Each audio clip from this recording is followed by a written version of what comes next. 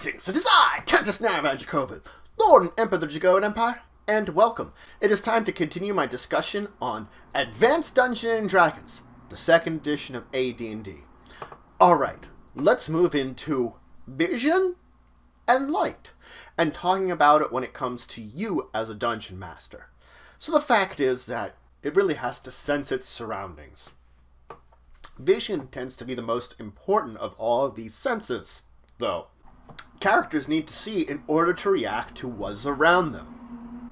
Now, on the basic levels, PCs will have some form of light source, especially when they're entering into a darker area where they have to react to this darkness that's going on. These light sources will have a radii. This has all been discussed, of course, within the player's handbook, but in this case, we're talking about the after effects. Now, the fact is, if a creature enters into your radii, it can see it just the same. But you have to think about it this way. Within the darkness, your light is a beacon. That means a creature that is much farther out than where your light source emerges to can see you. They can be farther away. They could be hundreds of feet away, and they can see where this light source is. You're effectively showing this little bell, this little beacon in the night that is allowing you to see around you, but it allows everything else to comprehend you're there. Now, another thing about light sources is it can either attract or detract creatures. Now, let's go, for example, many wild animals steer away from fire. Those that hunt other creatures, though, may have learned to not steer away from fire. So those that might hunt people will be attracted to fire. So you can see there's a differential there, that something that is probably less dangerous will not come to the fire most of the time. So there are certain things that are more dangerous that might be attracted to it. And intelligence creatures are an entire another thing differently. When an entire intelligent creature is approaching a fire, it depends on if it's friendly or hostile. If it's friendly, it's probably going to be cautious, it's going to be nervous, it's going to be wary that whatever's at this fire is friend and not foe, that it's not dangerous to them also. If it's some kind of enemy, well, they're going to use that fire as an opportunity to scout out, to see how many people are, how many things around the fire, what kind of dangers they are, so that they know ahead of time what they can fight against. Some creatures might entirely avoid fire and see and be like, oh, I'm out. Now, fire can also be a trap in a way.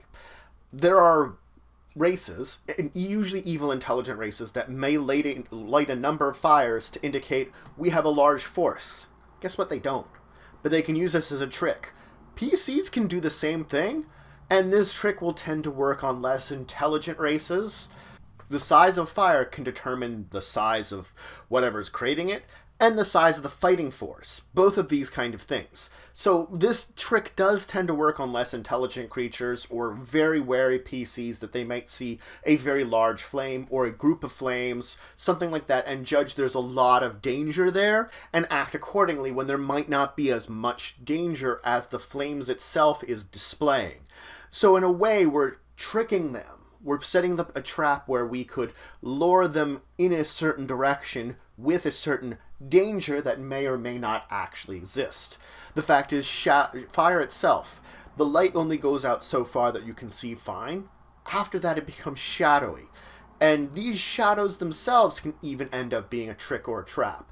They can make the imagination run wild, that someone could see something very easily in the shadows, in the remainers of the light, on the edges of it, that could be non-existent, but could easily trick them, or deceive them into thinking that something that is less dangerous is more dangerous.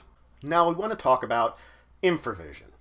Infravision is an important ability that creatures in Dungeons & Dragons have. The fact is, there are two different ways that you can look at infravision. You can take the standard, very easy way, or you can make the more complex, more scientific way. The standard way is very easy. You, as a creature with infravision, see out to 60 feet. Nothing special. It's all in black and white.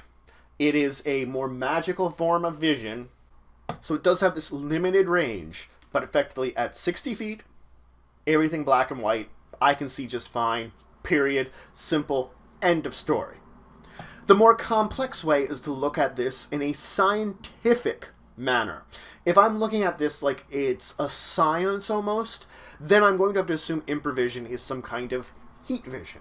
Like what snakes might have, that, or special forces might have some kind of special devices to use, that you're going to have a 60-foot vision where it's effective. Now, the problems with this, the big advantage with this, of course, is you're seeing heat. This makes things that are, of course, hot stand out. The disadvantage is, of course, you have to worry about it. The fact is that if there's something particularly hot, it might blind you. It might overload your sensor of heat. Also, the fact is, if you're in an area that it is hot enough, it could hide certain things. If a creature is the temperature of the wall, then you're just going to detect the wall. And the walls and floors might have the same temperature. They might have different temperatures, which create false images within your brain.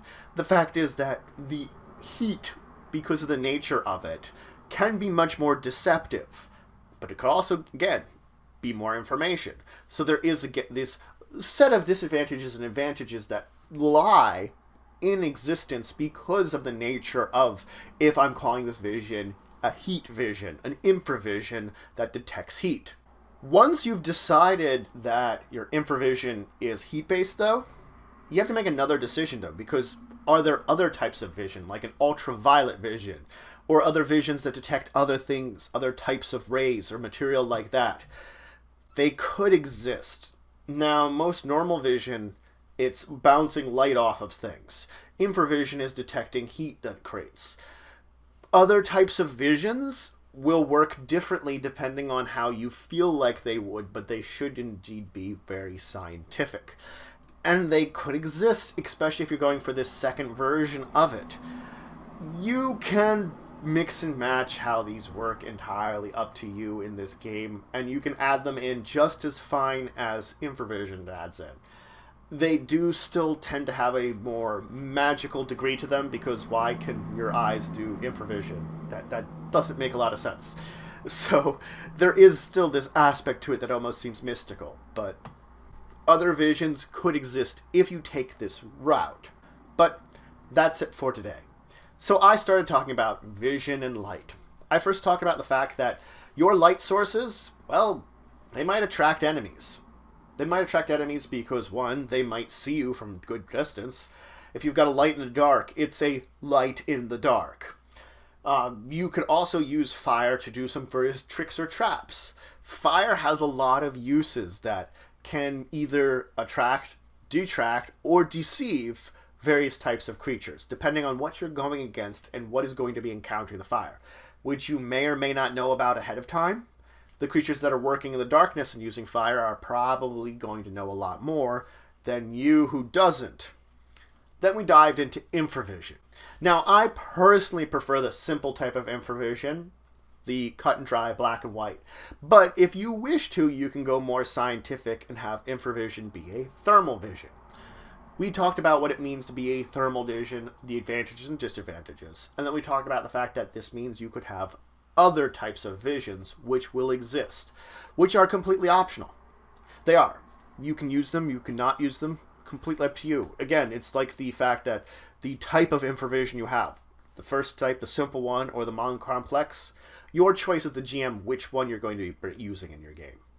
In the next episode, we're going to be diving into talking about darkness and its effects, and invisibility, which is hiding from sight. That's a great way of saying it. Hiding from sight. But if you have any questions, comments, anything you want to say, anything you think I left out, please leave in the comments below. Please like, share, and subscribe to support the channel, the empire, the work I do. If you want to show some extra support, you can always check out my Patreon. Link in the description below. There's some great rewards there. It helps to grow and improve the channel and the empire. But regardless, until the next time, I bid you farewell.